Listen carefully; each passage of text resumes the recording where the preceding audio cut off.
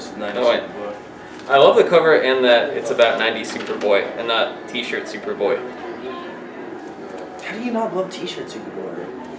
Because I grew up with 90s Superboy. Oh, I guess Jacket Superboy. That's a fair answer. But Also, this is basically back in style now.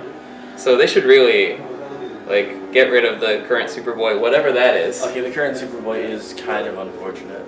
Yeah? But we'll discuss the jacket after we get done with today's episode of What? the Sundown Rundown. Oh no, it's the Southern California Comics Weekly Video Update, remember? AKA the Sundown Rundown. This is It's got to have like the Possum Jenkins thing, the Lucius Leftfoot thing. oh Outcast. sure. I'm The main name and then the nickname. Gotcha. Yeah. Okay, but I knew if I didn't say it, then you would probably forget. So I jumped the gun a little I certainly bit. wasn't going to say it. Oh, I know. Because that's not my thing. That's your thing. That is my thing. But we have one thing in common. We do. We're going to talk about this week's comics, That we are. of which there are several. Yes. This is an interesting week. A Oh. bunch of new exciting stuff that is not superhero stuff. But I'm going to start it by talking about some superhero stuff. Yeah, of course. Because why not? Yeah. More Convergence titles. They're going to come out for the next 2 months. So strap yourselves in and get ready to pay an amount of money for it. I love the strategy there too. Every week for the first month, a new title is released, and then the second month is all number 2s. So it's all number 1s, all number 2s. Is that... Oh, yeah. Yeah. Every week is a new so Aquaman, or is it like Batman the first week, Batman Son of the Bat the second week, some other Batman title, and then in the next month they finally get to the number 2s. May is all number 2s. Mm-hmm. I guess I don't know what to say about that. It's a marketing strategy. Is it a good one? I don't know, but what I am going to talk about is Convergence Superboy number 1, which I only grabbed because the cover is awesome. I think it's by Babs Tarr. Naja, I think that's Kate West. No way. Oh. It is Babs Tarr. You're right. I was right, and I was smart. Babs Tarr, is it really? Yes. Ah, you jerk. Cover by Babs Tarr. It's classic 90s jacket, leather jacket Superboy. Who is the best? Subjectively. Objectively the best. Yeah. Do you like T-shirt Superboy? I like the character of T-shirt Superboy more. I enjoyed his arc with the Teen Titans and stuff. If we're going purely by fashion, naturally 90s Superboy takes the cake. You don't even need to know about the story. He's wearing a leather jacket. He's got an earring. He's flaunting it. He's rocking it. He's a fashion icon. Fashion icon Superboy. Yeah. It's great. And also Convergence number 2 is out, so continue that story with number 2. Right, if you'd like to actually know what's happening and not just stare at jacketed Superboy. Wow, they really are trying to get on that multiversity train, huh? Some stuff actually happens in this issue as opposed to issue 1, which was just issue 0. A second time. Oh, that's unfortunate. Yeah, we actually get some pseudo heartwarming moments, like Thomas Wayne running into Bruce Wayne. Oh, neat. Yeah. Oh, that's interesting. Yeah. Who drew this? Oh, Carlo Pagalugia. That guy's good. Solid. He drew Herc back in the I day. do like his stuff. Yes. Everyone's got very nice chiseled jaws. Really nice, just really nice solid line work there. Yeah, that's it. Not just specifically the jaws. Line work. Yes. We're talking about superhero stuff, so you could. I wanted to go off of line work, but I guess I'll stay with the superhero theme. So, I'm going to give you guys a quick lesson about Dark Circle comics. But this is going to be a secondhand lesson that I got from Danny. So We'll see how much of what I say is true and how much of what I say is true. The truest. So, Dark Circle comics were originally a line of comic superheroes done by Archie. Mm-hmm. Blah, blah, blah, the 60s. Mm-hmm. Then they were revamped twice by DC in the 90s and the 2000s. Neither of those times worked out. Have you heard of the Red Circle? Or Impact Comics? No? Well, that's what happened. And then, apparently Archie is once again dipping its feet into the pool of producing its own superhero comics. Although, Archie's kind of knocking it out of the park these days. You know, Afterlife with Archie. The new Archie series coming out with Mark Waid and Fiona Staples. Yeah, that's crazy. Cannot wait for that. But, so we have here one of the said superheroes from Dark Circle Comics, the Fox, as written by Dean Haspiel and Mark Waid, and drawn also by Dean Haspiel as well, which I think is pretty impressive. I really love it whenever artists do the writing and the art. I just want to hug him. I like that too. Yeah. But either way, this issue is kind of your standard superhero fare.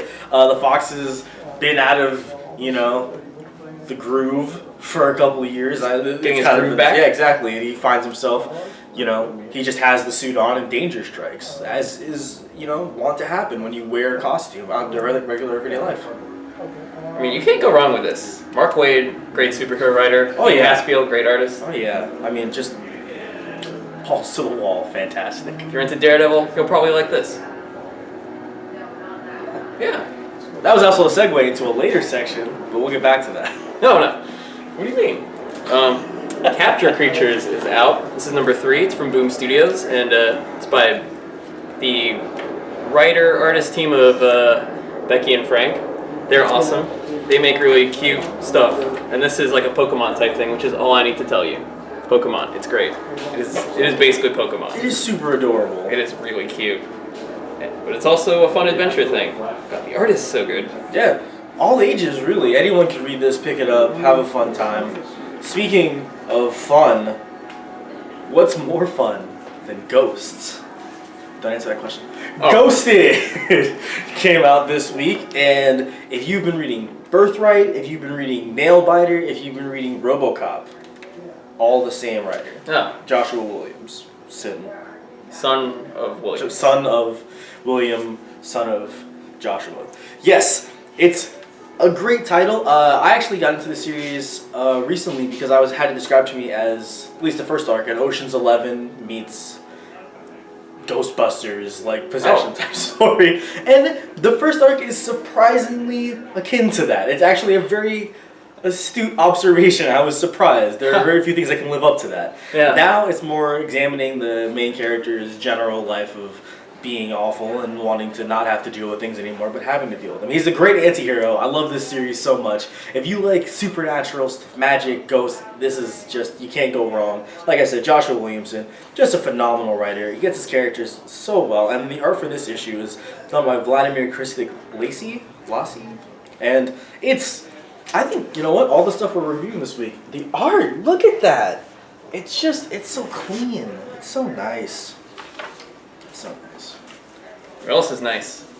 Being active, getting out there, Yeah, playing sports. If only there was a comic about that. If only. Yes, Vertigo has you covered with strange sports stories. Vertigo knows what's up. Yeah, this is number 2 of their 4-issue anthology. It's only 4 issues. Yeah, only 4 issues, unfortunately. Don't miss out on this. 2 issues in. 2 issues in.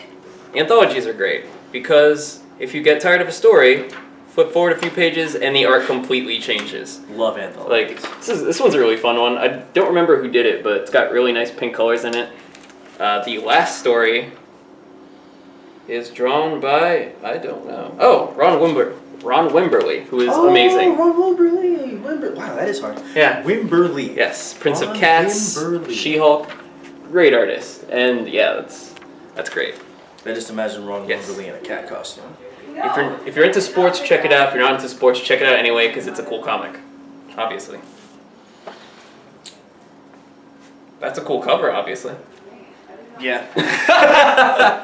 This is Bloodshot Reborn. I just want to say really quickly, if you're not on the Valiant train, you should hop onto that train. You should run after that train and hook yourself on and let it drag you along until the next stop because they're blowing up right now. That analogy went on for way too long. I apologize. I'm uncomfortable. But Valiant, they relaunched their line a couple years back, and now we're seeing actually a new series from Bloodshot, which is spinning out of the events that happened in their miniseries The Valiant, which has Bloodshot discovering some stuff about himself, blah, blah, blah, blah. The important part is it's written by Jeff Lemire. And that is always important. Jeff Lemire, known for such beautiful things as Essex County, and Descender, and Animal Man. God, that was too easy. You're so good at this, Danny. He's a great character writer. His stuff almost categorically makes you sad, but in the good kind of way. And I'm sure, since we've learned that Bloodshot has a tragic past that he can't particularly remember, we'll be seeing a lot of sadness and feeling. And there's a dance party here now. It's pretty rocking. Is that a block party? This is a dance party. Sorry, we were doing something. Oh, I was distracted too. Are you done with Bloodshot? I'm so done with Bloodshot. Oh well. Here's a shocker. Sabrina number 2 is out. Finally came out. You know, Sabrina the Teenage Witch. Number 1 came out months ago. So long ago. Last year, Yeah. to be precise. And number 2 never came out until today. It is here. If you're into Afterlife with Archie, it's kind of in the same vein. This is more of a period piece. It does not take place in the Afterlife with Archie world. It takes place in like maybe the 60s, the 50s. Sort of taking on the old school horror comic vibes, especially through the art, which is very like creepy magazine, Vampirella type stuff. 70s magazine type. Yeah, very cool. You should check it out. You know what often goes hand in hand with horror? What? Wrath of God type stuff. Yeah. And you know, there's a lot of emphasis on that in the horror genre. You know, like, oh, is this a monster? Is it a demon? Well, sometimes faith can be used in many ways. I lost my train there. Oh, that was pretty good. I was pretty good. What you got for me? What do I got? I've got, oh my god, this word. The Tithe? Correct. I could just stay on the show. The Tithe, the newest comic from Top Cow Productions, maker of such wonderful things as Fathom and Cyberforce and Think Tank. and Ooh, I got it. Ooh, The Darkness, obviously. I love this dynamic, just back and forth. Yes, but this new series is apparently involving this group that attacks, from what I'm getting from this first one, attacks people who hide behind the veil of religion and righteousness, but are actually terrible people. And the detectives who are trying to hunt them down. So we've got ourselves a good old caper story, seeing, you know, who's on the right side of the law, morality, gray area, crime. I also have a comic I need to talk about that I don't know anything about. Yeah. So I just made up stuff. This one's called Run, Love, Kill. But it's got an easier sell because it's co-written and drawn by Eric Canet, who is an awesome artist. Oh. So action comic type stuff. Mm-hmm. Eric Canet. Yeah, I don't know anything about it. One would say his art is very kinetic. That is correct. Yeah, it actually is too. So I hey, love that. yeah. It kind of So worked out that way. Run, Love, Kill. It's got a cool cover. Really art-driven comic stuff. I think, if I can once again speculate wildly based on a couple of pages I've seen, Please do. said character on the front is doing what the title insinuates, running, loving, and killing. And there are people after her for some reason. Maybe one of those things, the running or the loving or the killing, they don't approve of. I would be willing to bet. Okay. But Are you really gonna bet? yeah, I'm really gonna bet. You heard it here first. Right now. You can't stop me. All right. Pick of the week. Most important comic The most important of the comic month, of the year, of our of generation. the century. There's nothing more important. Archie versus Predator #1. We know you wanted it. They know you wanted it. They made it for you specifically. I love when Archie does stuff like this. Oh yeah. Archie is killing it on the ridiculous stunts game Killing it. and making good comics in the process. This is so it's drawn in the style of Archie. So you get an Archie style Predator. I think it's truly dynamite. Amazing. So everyone's on vacation on a secluded island in the tropical type island. A predator is going to murder everybody. It is going to be baller as hell. Oh yeah, and it's so great because like you can really feel like the marriage of the styles here. There's all of the Betty and Veronica drama, Archie so dreamy, and then there's just the Predator as well. Yeah.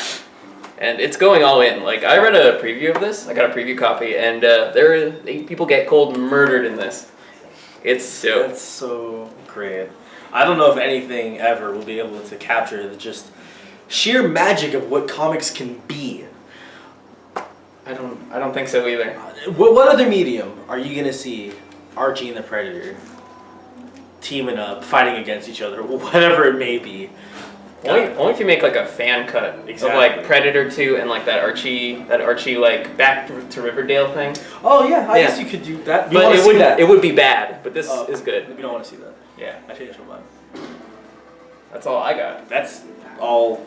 Of course, we're gonna end on this. There's nothing else more important than this.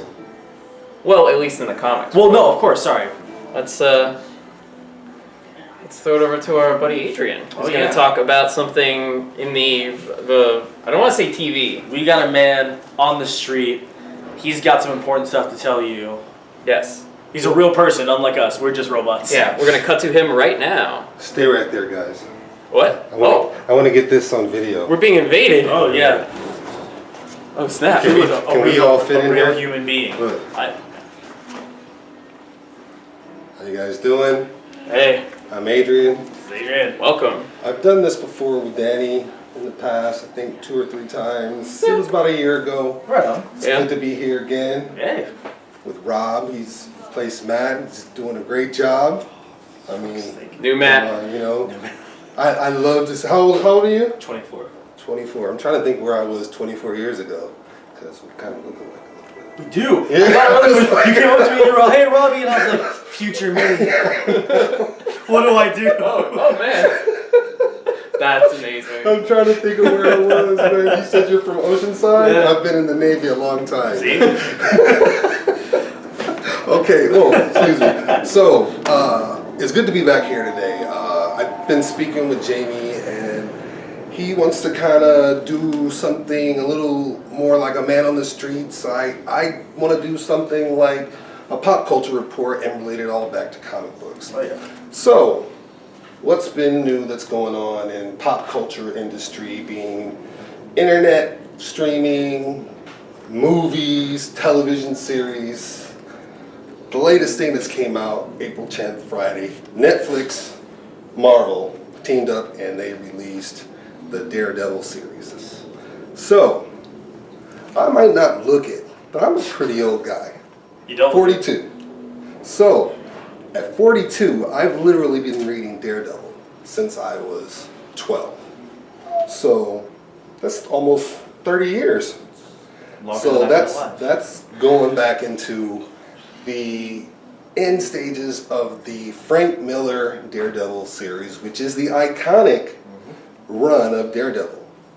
Daredevil was created in 1964 by Stan Lee and Bill Everett, I think. Yes. So, but the Netflix series is actually based on a Frank Miller run. It's not based on Frank Miller's early 80s run, which is what established Daredevil into the mainstream comic book world. Right. Yeah. He was a second tier, he was pretty Spider-Man, like, Knockoff, kind of. Pretty much. I mean, but like, Not really. Not like a straight knockoff, but it was like one of those.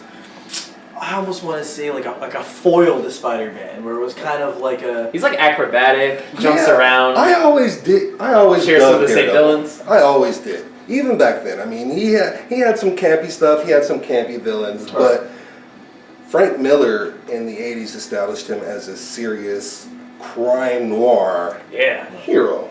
Basically, almost like Batman-ish, but what Frank Miller did for Daredevil, he did it before he did it for Batman, because he did the Daredevil run, and then right after that, he went in and did his run on The Dark Knight Returns. So, this series is actually based on the Frank Miller and John Romita Jr. run in the, what was it, the early 2000s, late 90s? Yes. Yeah, early 90s.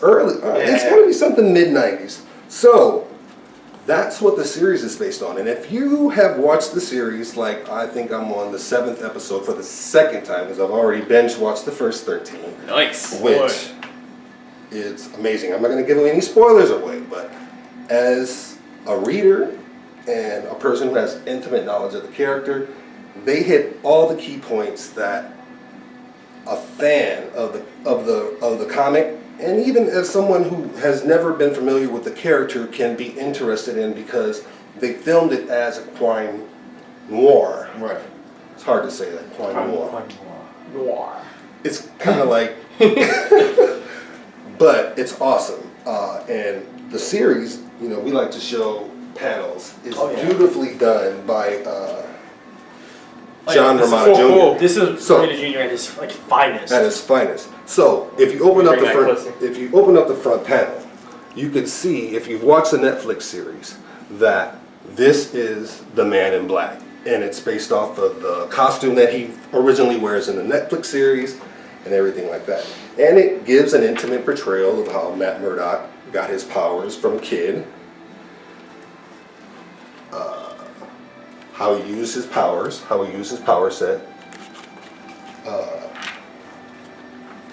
and how it affected him when Stick came into his life. Because the Netflix series hits on everything. It has Matt Murdock, it has Stick, who was the ninja warrior who trained the young Matt Murdock when he first got his powers, how to use it, because Stick is also a blind character. And it also, what this series did was, it was the first time that anybody got an intimate look at Wilson Fisk. Like, Frank Miller in the early 80s, he really concentrated on Wilson Fisk, but not much on his background, but just how bad of a character was. Right. This one kind of explored into his childhood, which if you see the Netflix series, it's almost like panel for panel. If you watch the Netflix series and you read this, Slipping along with it. man, it really is almost panel for panel, where Drew Goddard, who is the creator for the Netflix series and the writer, got his inspiration directly from this book. And I can almost bet that he read this book and he was just like, oh, I have to tell this story, Right. interpret it onto film, and he did it masterfully. So, once again, I always want to bring it back to the comic books. So if Netflix, I'm assuming, is got a hit on their hands with Daredevil. The next up is the Jessica Jones story, which is another 13 episode, and then Luke Cage, and then Defenders. Oh, Iron Fist, and then Defenders. So that's 5 upcoming Marvel Netflix series that all those characters are based off of the source material that you could find in a place just like Southern California Comics. I mean, I went through today and bought this because he had it. When you go to the Daredevil section, it was like right there. So I was like, oh my God. And it was the only set that was in there. Ooh. So I was like, oh, I better get it. I bought it when it originally came out, but it's in my boxes somewhere, and I'm not going to go dig it out. So I was like, you know what, I'm just going to buy another one. And that's why Jamie lets me do this stuff, and I spend so much money on it. It's a perk. It's a perk. When you spend, a car payment. VIP club. Oh, Jamie, I just want to come up with any old idea. Yeah. You just keep spending that money, you can do whatever you like. But as fans, bring it back to the culture. We love it. Danny's a published artist, writer. I'm pretty sure that I'm working on a comic right now. So, I mean, what I want to do and what we all want to do is bring pop culture to you guys through this medium right here and relate it all back to the comics, so you guys can come into a place like Southern California Comics, the one and only Southern California Comic, and find the source material for your kids and for yourself. You know what? Let me ask you a question, right? So, we've got the obvious source material for the Daredevil series. If you had to guess, what do you think they're going to pull from for like Luke Cage, for Iron Fist? Well, I mean, if you go back to, like, I've been reading a long time, so the Luke Cage, Iron Fist have been together a long time. Right. I don't know what modern, because Luke Cage, modern has been really more of an Avenger than he was even in association with Danny. Yeah. You know what I mean? He's been more, because he was in charge of the New Avengers for the first, run for a long time. He was the boss of the New Avengers. So it's going to be interesting to see how they interpret it. But Daredevil series is laying the groundwork. Right. Because as we were talking earlier, some of the characters that premiere in the Daredevil series directly relate to the Iron Fist. And I don't want to give away too many spoilers, but you got to watch it. And as a comic book fan and a nerd and a historian, you'll be able to point it out and see it, and you'll be just amazed by it. Were you about to make a pun? A marvel? Yeah, I was going to. I just thought it sounded too cheesy. That's what we're all about here. Yeah. Oh yeah, cheesiness and excitement. But I thank you guys for letting me be here. I think I got the point across. I'll try to come in every 2 weeks or so with something to relate back to, from pop culture back to comic source material. Awesome. Bring it out and point it out in SoCal Comics, so if anybody watches this, they know that they can get it right here. Yeah, look forward to that. All right.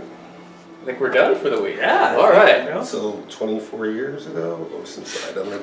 Thanks for watching, guys. You're gonna find this video of you. We'll see you next week. All right. Thanks for coming by. All right. Oh, yeah. Thank you. Most definitely, man. All right. Bye. I was gonna say this has been the Sundown Rundown. Good night, but I'm No!